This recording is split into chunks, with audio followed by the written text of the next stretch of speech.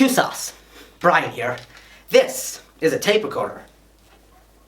And this is a very small weight.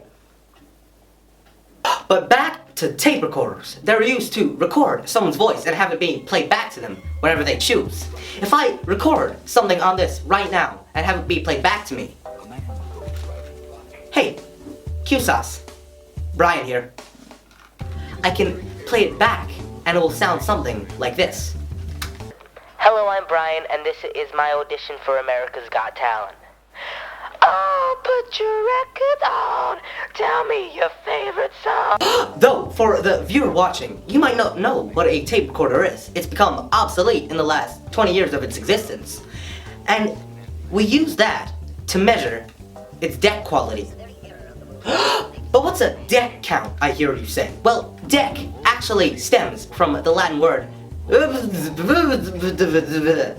meaning deck. But what is a DEC count, I hear you say? First, we have to look at what the word count means. You could automatically assume the count from Sesame Street, for example. And you're not wrong. Count stems from the count from Sesame Street. But what is a DEC count, I hear you say? Well, a DEC count is used to measure something's relevance and oldness. Take this tape recorder, for example. This is around 20 years old, but around 50 DECs old. Now, you could say that a DEC could mean decade. Well, no, it doesn't. Does it? Because I've just told you what it means. Something that grows very quickly with DECs is memes. Take the meme Harambe, for example. That was popularized in June, July last year, but now has over 1.7 billion DECs because it's irrelevant and people should just shut up about it. If I showed you this picture of Harambe, what comes to mind first?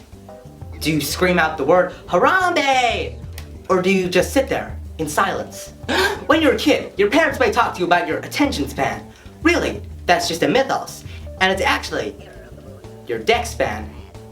If you have a DEC span of 500, you're pretty old. My grandparents have a DEC span of about 700.